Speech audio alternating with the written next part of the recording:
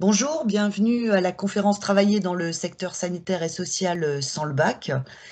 Nous avons le plaisir d'accueillir Madame Elisabeth Deiss, qui est chef du pôle carte et développement des formations au service des formations sanitaires et sociales de la région Grand Est, qui va nous expliquer que ce secteur sanitaire et social est aussi accessible sans le bac et que plusieurs métiers peuvent être accessibles via la formation. Alors, Madame Deiss, travailler dans le secteur du sanitaire et social sans le bac, c'est vers quel métier? Oh, il y a plusieurs métiers qui sont accessibles aux non-bacheliers, mais pour simplifier ma présentation, je vais les classer en 3 grandes catégories. Alors je vais d'abord citer les catégories, puis après de manière plus précise, je rentrerai dans les détails de chacune des catégories. Alors la première catégorie que j'ai constituée, ce sont les métiers liés aux soins. La seconde catégorie, les métiers de l'aide à la personne. Et la troisième catégorie, ce sont les métiers qui allient des aspects éducatifs et de l'intervention. Alors, je viens au détail des métiers du soin. Dans cette catégorie-là, j'ai classé 3 métiers qui sont pour la plupart connus. Ce sont les métiers d'aide-soignant, le métier d'auxiliaire de puériculture et le métier d'ambulancier. Je vais quand même si vous les connaissez les uns et les autres, faire une description extrêmement rapide de ces 3 métiers pour bien les situer.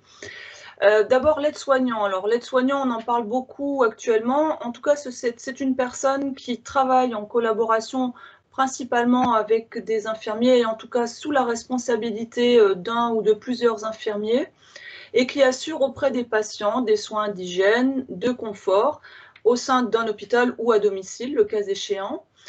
Il a comme mission ou comme obligation en tout cas de transmettre ce qu'il remarque, ce qu'il observe à la fois par oral et par écrit aux autres membres de l'équipe soignante. L'auxiliaire de puériculture, de son côté, alors dispense des soins de la vie quotidienne aux enfants et aux nourrissons. Donc ça, c'est dans les maternités notamment, mais il peut également travailler dans des crèches, des haltes garderies, etc., qui, dans ce cas-là, outre ces soins, proposent aux enfants de les initier, de leur faire faire en tout cas des animations et des activités d'éveil pour qu'ils se développent plus harmonieusement ou en tout cas bien. Dernier métier du soin, le métier d'ambulancier. Alors ça, je pense que tout le monde imagine très bien le métier d'ambulancier. C'est une personne qui assure en cas de prescription médicale ou dans le cadre d'urgence médicale, qui assure donc la prise en charge et surtout le transport de malades, de blessés vers les lieux de soins. Donc, pendant ce transport-là, il est chargé de vérifier que tout se passe bien, que la santé de la personne n'est pas en grande difficulté et il doit surtout être en capacité, au moment où il arrive, notamment à l'hôpital, de pouvoir transmettre toutes les informations ou toutes les observations qu'il aura pu faire pendant le transport et également transmettre les documents, en tout cas pour que la personne puisse être soignée dans les meilleures conditions possibles en arrivant. Voilà les 3 métiers du soin accessibles sans le bac. Dans la catégorie des métiers de l'aide à la personne, je vais parler de 2 métiers en particulier. Le premier, c'est le métier d'accompagnateur éducatif et social. Et le second métier dont je vais parler, c'est le métier d'assistant de vie. Alors, on va parler de l'assistante de vie en premier. Alors, ce sont des personnes qui peuvent intervenir aussi bien auprès de familles que d'enfants, de personnes malades, de personnes en situation de handicap. Et son rôle, c'est de l'assister pour qu'il puisse accomplir les tâches et les activités du quotidien. Selon le cas, il faut aussi qu'il accomplisse un soutien ou une aide un petit peu psychologique pour que la personne puisse, j'allais dire, tenir le coup, tout simplement. Là, en tout cas, l'accompagnement qu'il fait se réalise au domicile de la personne ou dans les structures où la personne peut être momentanément hébergée. L'accompagnateur éducatif et social, lui, aide plus particulièrement, ou en tout cas on l'entend souvent auprès d'enfants, mais aussi d'adultes ou de personnes âgées vulnérables ou de personnes ayant des situations liées à des handicaps pas faciles, et donc qu'il doit aider pour les actes de la vie quotidienne, mais également pour tous les actes qui contribuent à son bien-être, à la fois le fait par exemple d'accompagner la personne à des activités de loisirs, d'accompagner la personne, pour les enfants par exemple, dans le cadre scolaire, pour qu'ils puissent avoir la vie la plus normale possible.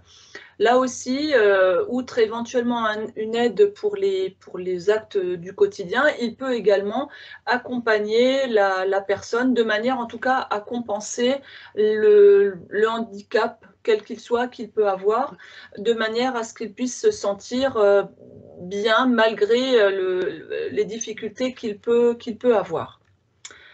Voilà pour les deux métiers dont je voulais parler, principalement pour les métiers de l'aide à la personne. Et on arrive à la troisième catégorie que je présentais tout à l'heure, à savoir les métiers qui allient à la fois un aspect éducatif et un aspect d'intervention sociale. Ce sont les deux métiers de technicien de l'intervention sociale et familiale et le métier de moniteur éducateur. Alors, le métier de moniteur-éducateur, c'est un métier qui s'exerce auprès d'enfants ou d'adolescents qui ont des troubles du comportement ou qui ont d'importantes difficultés scolaires. Pour ces personnes-là, pour ces jeunes ou moins jeunes, l'action du moniteur éducateur est de participer à l'aspect éducatif pour cet enfant, mais également de participer à de l'animation, à organiser sa vie quotidienne, de manière à ce qu'il arrive à organiser sa vie de manière pareil, plus proche de la réalité de ce que peuvent vivre d'autres adolescents ou d'autres enfants qui n'auraient pas ces difficultés-là. Le technicien de l'intervention sociale et familiale, alors on va dire, parce que c'est très long, le TISF. Alors le TISF, lui, il est nommé ou appelé auprès de familles ou de personnes qui vivent des situations momentanément difficile. Par exemple, une famille dont un des membres, notamment un des parents, peut être atteint d'une maladie invalidante. Une famille qui voit arriver une naissance multiple, et il faut que tout s'organise pour que l'ensemble de la famille vive bien. Dans ce cas-là, le TISF est là pour aider la famille à la fois dans tout ce qui est quotidien. Alors ça peut être les courses, le ménage, l'aide aux devoirs pour les enfants, accompagner les plus grands à l'école, les rechercher, etc. Il peut aider la famille dans la gestion du budget, aider la famille pour toutes les démarches administratives. Et il peut aussi, et là aussi le rôle de suivre l'évolution de la famille de manière à ce qu'elle arrive de plus en plus, voire complètement, à être autonome dans tout ce qu'elle doit faire et réaliser pour le bien-être de l'ensemble des membres de la famille. Voilà, donc vous voyez qu'il y a quand même une palette relativement large de métiers qui peuvent être occupés par des personnes qui, initialement, n'avaient pas le bac. Merci pour cette précision. Donc, on voit 7 métiers que vous nous avez présentés avec effectivement une présentation riche par rapport à ces métiers sur ce qu'est un TISF, par exemple, un métier plutôt méconnu. Alors, le bac n'est pas obligatoire, ce n'est pas un prérequis. Qu'est-ce qu'on pourrait donner comme conseil ou ce qu'on pourrait préciser à nos auditeurs sur les qualités qui sont requises pour exercer ces métiers? Oh, il y en a beaucoup parce que, évidemment, vous l'avez compris, ces métiers s'exercent auprès de personnes, soit à leur domicile, soit dans leur lieu de vie, quel qu'il soit. Donc, évidemment, il faut avoir le sens du contact, puisqu'on n'arrive pas comme ça chez les gens, on n'est pas chez soi, on est chez eux. Donc, il faut avoir le sens du contact. Il faut avoir des qualités relationnelles, évidemment. Je vous l'ai dit aussi, ce sont des personnes qu'on peut accompagner dans tous les aspects de leur vie. Et ces personnes-là rencontrent d'autres professionnels. Ça peut être, si vous accompagnez une personne âgée à domicile, il peut y avoir une infirmière qui vient faire des soins, il peut y avoir le passage du médecin.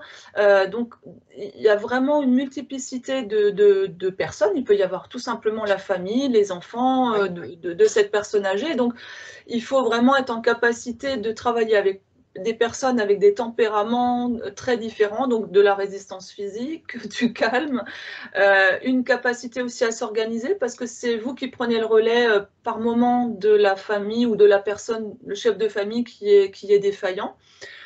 En plus, vous l'avez compris aussi, ce sont des personnes qui sont momentanément ou plus longuement en difficulté, donc elles sont vulnérables, donc il faut être en capacité de les écouter, être en capacité d'observer ce qui se passe. Il y a une dégradation, il faut pouvoir être en capacité de le signaler aux proches, aux soignants qui viennent au domicile éventuellement de la personne dont vous vous occupez.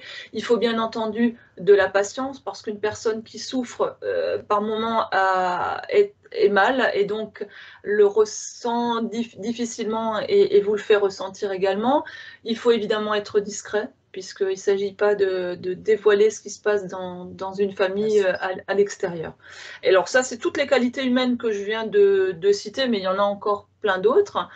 En plus de ces qualités humaines, il faut évidemment avoir aussi des compétences techniques, puisque pour réaliser certains actes, il faut faire attention, ne pas le faire n'importe comment pour une personne qui est peut-être fragile ou qui a des douleurs.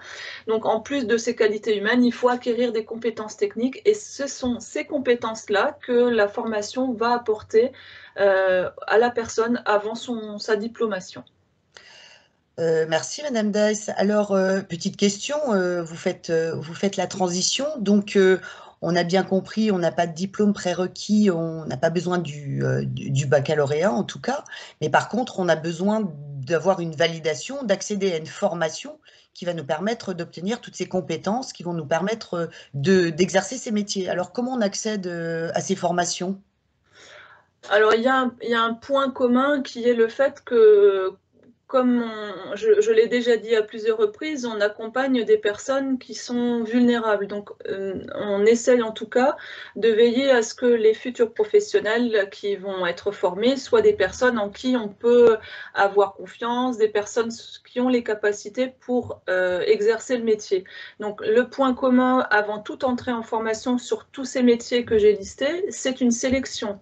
Avant toute entrée en formation, il y a des sélections avec un écrit et un oral qui dépend en termes de contenu de la formation. Oui. Globalement, dans le secteur social, la sélection se fait via un écrit qui est plus une manière de vérifier votre culture générale, vos capacités à rédiger, à comprendre l'écrit. Et puis l'oral, ça consiste souvent à vérifier votre motivation, vérifier si vous avez les capacités d'entamer ce cursus qui peut être plus ou moins long, on en parlera peut-être tout à l'heure, mais en tout cas une capacité aussi à vérifier, enfin on vérifie aussi que vous avez bien réfléchi au projet et que vous vous imaginez pas de manière erronée ou de manière idéale le métier. Donc on vérifie que vous vous représentez clairement le métier dans son exercice. Pour le secteur sanitaire, pour donc ambulanciers, aides-soignants et auxiliaires de puériculture, l'écrit est principalement un écrit sur du français. Donc on vérifie également vos capacités rédactionnelles, mais on vérifie aussi vos compétences sur les 4 opérations de base. Et puis l'oral, évidemment, consiste en un échange pour vérifier votre motivation, mais sur la base souvent d'un dossier que vous avez déposé au moment où vous vous inscrivez aux épreuves de sélection. Voilà pour l'entrée en formation en tout cas. D'accord, merci beaucoup. Alors, la durée de ces formations, je suppose qu'elle est variable en fonction naturellement des diplômes que on va préparer. Vous pouvez nous en dire un petit peu plus. Après, j'inviterai effectivement les personnes qui sont intéressées hein, par ces différents métiers de pouvoir se rendre sur les stands spécifiquement dédiés à ces métiers. Mais si vous pouvez nous préciser les durées, les modalités de la formation, avoir quelques petits détails à ce sujet. Alors la durée, effectivement, elle est variable, elle dépend de la formation que vous souhaitez suivre. La formation dont la durée est la plus courte, c'est la formation qui mène au métier d'ambulancier, qui est de à peu près entre 5 et 6 mois. Oui, Et puis ça peut aller jusqu'à 24 mois, par exemple, pour moniteur éducateur. Et entre, vous avez du 10 mois, du 12 mois, ça dépend vraiment de la formation suivie et puis surtout si vous pouvez avoir des allègements. Alors je vais peut-être en parler un tout oui, petit peu plus tard. Je vais juste quand même aussi préciser quelque chose qui est extrêmement important parce que je ne l'ai pas dit jusqu'à présent, mais ce sont en tout cas des formations qui sont professionnelles. Ça veut dire que durant la formation, vous aurez évidemment de la théorie pour comprendre comment réagir par rapport à des situations que vous allez rencontrer dans le cadre de l'exercice du métier, mais vous avez également énormément de stages pratiques qui seront à réaliser durant même la formation. Hein. Selon les diplômes, on peut aller jusqu'à presque 50% du temps de oui. formation globale qui est dans de la pratique professionnelle. Donc ça, c'est extrêmement important. Ce sont des formations riches parce que vous faites des allers-retours entre de la théorie et de la pratique. Donc ça, c'est extrêmement important. Alors, je disais que dans certains cas, on peut avoir des allègements. De manière plus précise, vous pouvez avoir, alors il y a différentes modalités hein, pour se former. Évidemment, vous pouvez, après sélection, suivre le cursus complet de 12 mois, 24 mois selon le diplôme, mais vous pouvez aussi suivre la formation euh, de manière allégée, c'est-à-dire moins longue dans le temps. Et Mhm. c'est dédié aux personnes en fait qui sont déjà titulaires de certains diplômes et qui, moyennant des allègements de formation, peuvent suivre la formation de manière plus courte dans le temps. L'exemple le plus courant, j'allais dire, ce sont les titulaires du bac pro SAPAT, qui est le bac pro service aux personnes et au territoire, ou titulaires du bac pro ASSP, donc accompagnement, soins et services à la personne. Ces deux bacs pro permettent par exemple, de suivre la formation d'aide-soignant ou d'auxiliaire de périculture en 6 mois au lieu de 10, tout simplement parce que la personne est déjà titulaire de ce diplôme-là et que du fait de l'acquisition de ce bac pro, eh bien, la personne peut valider d'office certains modules du diplôme aide-soignant ou d'auxiliaire de puériculture. L'ensemble de ces diplômes peut également être appris, je ne sais pas comment on peut le dire, mais en tout cas, vous pouvez accéder à la certification ou à la diplomation par le biais de l'apprentissage ou du contrat de professionnalisation. Enfin, pour les personnes qui auraient une expérience professionnelle proche de ces métiers-là, elles peuvent également tenter d'obtenir le diplôme via la validation des acquis de l'expérience. Alors, je ne vais pas rentrer dans tous les détails parce que c'est vraiment très variable, les allègements et autres, hein, ou même la VAE selon le diplôme Le diplôme. visé. Donc, Mhm. je vous encourage vraiment à visiter le forum, à chercher les informations sur le stand Info Conseil, dans le guide des métiers du sanitaire et du social, auprès de tous les conseillers que vous pouvez rencontrer dans le cadre de ce forum et bien entendu auprès des instituts de formation. Merci pour cette précision. Alors, on a bien vu hein, alors, accessibles sans le bac. Vous donnez un petit exemple hein, d'allègement. Alors, si les personnes sont titulaires d'un bac, ben, c'est un cursus qui est allégé, mais le diplôme n'est évidemment pas obligatoire. Ce n'est pas un prérequis pour pouvoir se Oui. diriger vers ces métiers. Mais peut vous permettre voilà, d'avoir un allègement du temps de formation puisque vous avez déjà des compétences qui sont acquises par le biais de votre formation, on va dire, initiale. Oui. Alors, pour tous ces conseils, Madame Dice, comment on s'organise? On s'adresse à qui? Si je suis intéressée pour suivre la formation qui va me permettre d'être ambulancier ou moniteur éducateur, à qui je m'adresse? Plein de gens, plein de gens. Mais en tout cas, je crois que vraiment la première chose à faire, c'est vraiment de se poser les bonnes questions, de chercher toute l'info qu'on peut trouver sur le métier qui, a priori, nous semble intéressant. Parce que, vous l'avez compris, vous vous engagez pour 6 mois au moins, mais des fois 2 ans de formation. Donc, rentrer dans une formation qui peut être longue sans savoir à quoi on s'attend ou vers quoi, à quel métier on s'engage, c'est un peu, c'est pas bien. Donc le mieux, c'est déjà de s'intéresser vraiment, de chercher de l'information. Donc sur ce forum, mais au-delà du forum, vous trouvez des informations sur le site ONUCEP, sur plein de sites professionnels et y compris sur les sites des instituts de formation qui participent à ce forum et qui ont des sites internet qui décrivent les métiers. Plus précisément sur la formation, évidemment, ce sont les instituts de formation qui sont les mieux armés pour vous répondre. Ils pourront vous dire, ben voilà, il y a tant d'heures de stage, ou il y a les stages, c'est des stages de 1 semaine, de 3 semaines, de 3 mois, enfin, etc., etc. C'est vraiment eux qui pourront vous le dire. Ils pourront vous dire aussi quels sont les intervenants, quels sont les formateurs. Est-ce que ce sont des professionnels? Est-ce que ce sont des professionnels de français, par exemple, qui viennent, ou est-ce que c'est plutôt une infirmière qui vient montrer des gestes techniques? Tout ça, vous le saurez en contactant directement les instituts, en les interrogeant durant le forum. Je pense en tout cas qu'avant de prendre toute décision, si vous pouvez, l'idéal, c'est quand même de faire un stage d'observation comme si vous étiez le futur professionnel que vous souhaitez devenir. Parce que ça vous permet de vérifier que ce que vous imaginez du métier, c'est vraiment concrètement ce que vit le professionnel.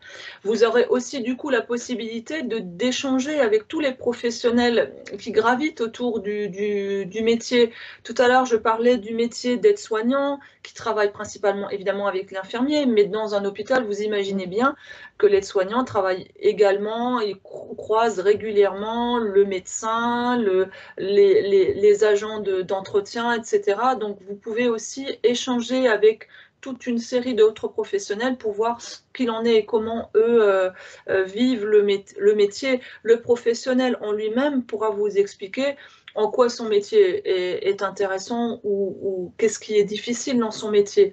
Et en tout cas, ça vous permettra, après tous ces échanges, de vous faire une meilleure idée et puis de vous rendre compte si le métier est réellement fait pour vous.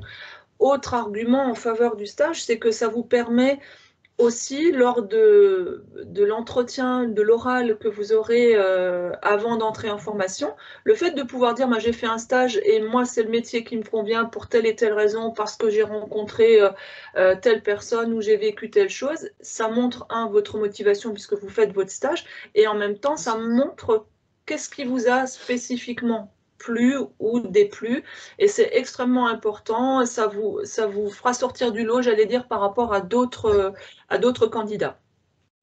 Alors, pour les conventions de stage, il vaut mieux que vous voyez soit avec l'établissement scolaire dans lequel vous êtes, si vous êtes un public scolaire. Pour le public demandeur d'emploi, il y a les conseillers Pôle emploi qui peuvent vous épauler pour des mises en situation milieu professionnel ou la mission locale. Donc, voyez avec les correspondants avec lesquels vous avez l'habitude de travailler par rapport à votre projet professionnel. Merci pour toutes les précisions. Alors, on a vu, c'est des métiers qui sont accessibles sans le bac, on a des allègements possibles. Ça peut être dans le secteur du sanitaire, dans le secteur du social. Vous nous avez détaillé les métiers. Il y a obligatoirement un diplôme, une certification qui est obligatoire pour pouvoir exercer. Quand on est diplômé, quand on travaille, est-ce que derrière, est-ce qu'il y a des évolutions possibles? Parce qu'on nous dit souvent, si j'ai pas le bac, je peux pas évoluer ensuite. Alors, quand on est dans On a choisi ce métier, est-ce qu'on peut évoluer? Est-ce qu'il y a des évolutions possibles vers d'autres métiers, par exemple? Alors, le secteur sanitaire ou social, ce sont vraiment des secteurs où on peut vraiment progresser au cours de sa carrière. Je vais juste rester au niveau donc, de ces métiers-là, parce qu'on peut vraiment faire des carrières extraordinaires, mais en tout cas, tout simplement rien qu'à ce niveau-là, une personne, par exemple, dans le secteur sanitaire qui est titulaire du diplôme d'ambulancier, peut, moyennant des compléments de formation, devenir aide-soignant. De la même manière, une aide-soignante avec des compléments de formation peut acquérir le diplôme d'auxiliaire de puériculture. Donc au sein du secteur sanitaire, par exemple, il n'y a aucune difficulté de passer d'un métier à un autre, avec bien entendu des compléments de formation, puisque c'est quand même chaque fois des métiers spécifiques. De la même manière, dans le secteur social, une personne, par exemple, titulaire du diplôme d'accompagnant éducatif et social, peut, avec des compléments de formation, quelques dispenses et allègements, devenir TISF.